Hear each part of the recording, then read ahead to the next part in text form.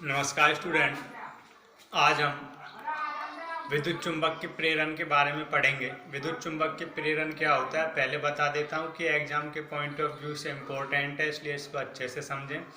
दूसरा, विद्युत चुंबक के प्रेरण की प्रिंसिपल सिद्धांत के आधार पर ही हमारा विद्युत जनरेटर काम करता है, तो इसलिए भी इसको समझने की ज़रूरत है। अब विद्युत चुंबक के प्रेरण क्या होता है कि आप जानते हैं, आपने ओरेस्टेड एक्सपेरिमेंट पढ़ा। ओरेस्टेड एक्सपेरिमेंट में क्या है कि किसी भी हम चालक से जब विद्युत धारा उत्पन्न प्रवाहित करते हैं तो वहाँ पे एक मैग्नेटिक फील्ड प्रोड्यूस होता है, चुंबक की क्षेत्र उत्पन्न होता है। तो माइकल फैराडे ने देखा कि जब विद्युत धारा मैग्नेटिक फील्ड चुंबक के क्षेत्र उत्पन्न कर सकती है, तो इसका मतलब जो हमारी मैग्नेटिक फील्ड है वो भी विद्युत धारा उत्पन्न कर सकती है। तो उसने यही चीज़ देखी कि मैग्नेटिक फील्ड चुंबक के क्षेत्र के कारण हम विद्युत धारा उत्पन्न कर सकते हैं। तो उसने देखा, उसने प्रैक्टिकली करके देखा कि जब हम चुंबक के क्षेत्र में परिवर्तन करते हैं, मीन्स एक स्थान पर चुंबक के क्षेत्र को कम ज़्यादा करते हैं, तो वहाँ से हमारी जो विद्युत धारा है वो उत्पन्न होती है। तो कैसे देखा उसने प्रैक्टिकली देखेंगे, अभी बात करेंगे। तो पहले चुंबकीय प्रेरण, इसको इंग्लिश में EMI भी कहते हैं, इलेक्ट्रोमैग्नेटिक इंडक्शन। ठीक है, तो पढ़ते हैं। विद्युत चुंबक के प्रेरण, चुंबकीय क्षेत्र में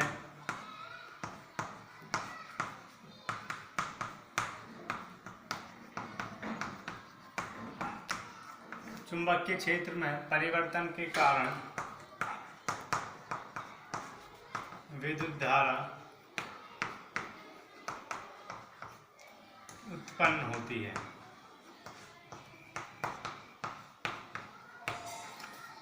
अब चुंबक के क्षेत्र में परिवर्तन के कारण विद्युत धारा उत्पन्न होती है, तो हम प्रैक्टिकली देखेंगे।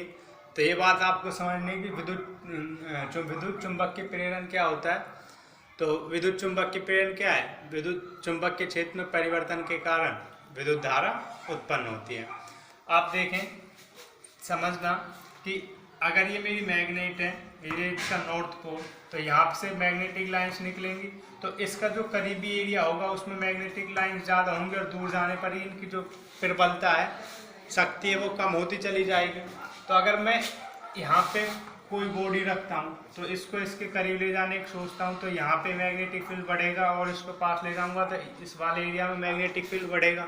अब मैग्नेटिक फील्ड बढ़ने से क्या है, वहाँ पे मैग्नेटिक फील्ड चुंबक के क्षेत्र में परिवर्तन भी हो रहा है। तो इसी को हम समझेंगे अभी प्रैक्टिकल फॉर्म में।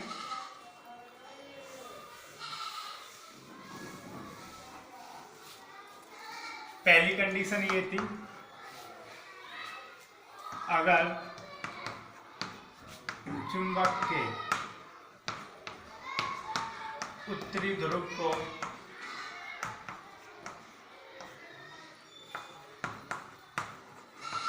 कुंडली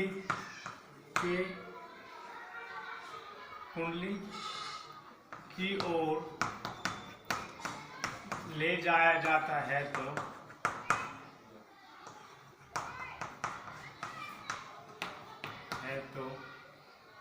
गैल्वेनोमीटर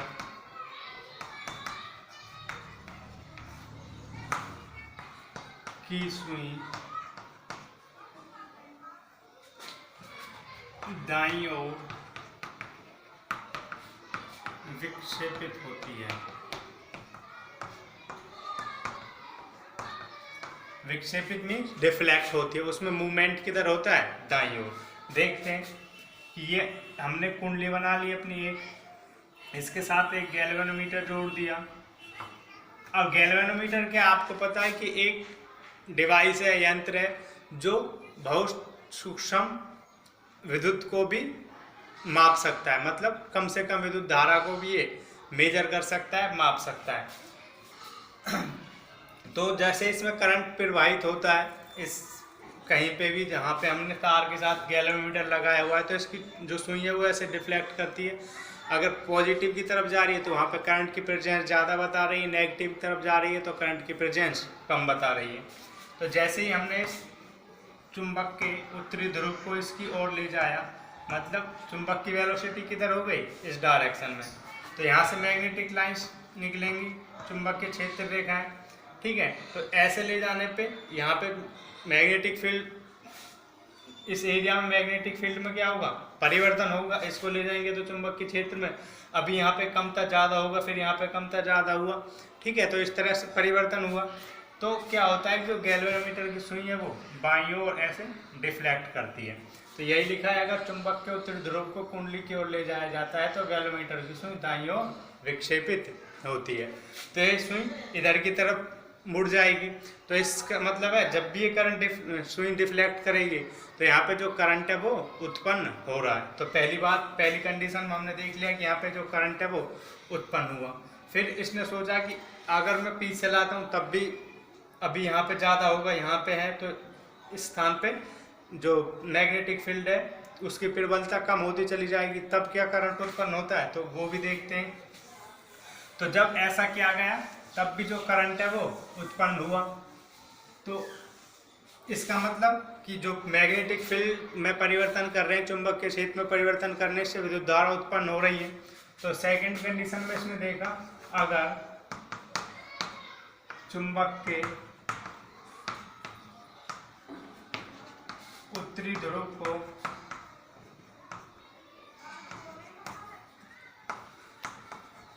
अगर चुंबक के उत्तरी ध्रुव को कुंडली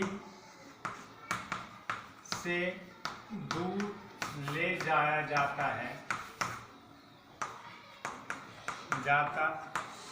तो गैल्वेनोमीटर की सुई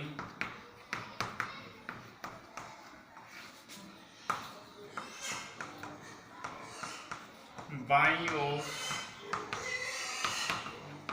विक्षेपित होती है।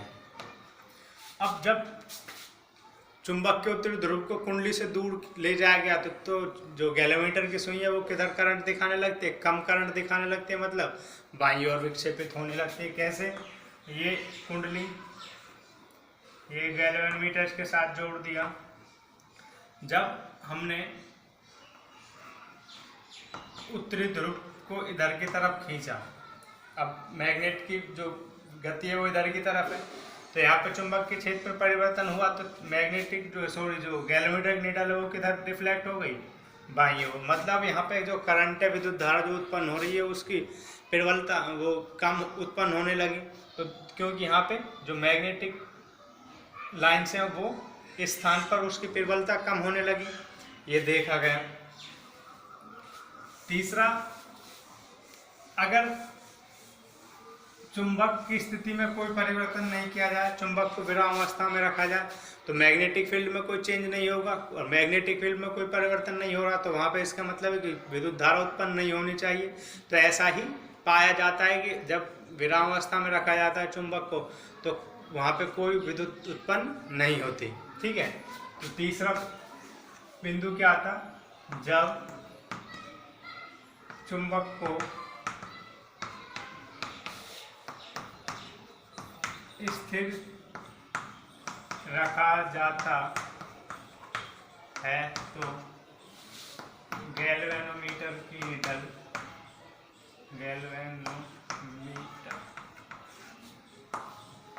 की सुई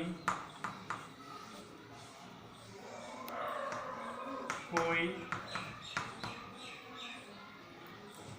लिख सकते हैं, गैल्वेनोमीटर की सुई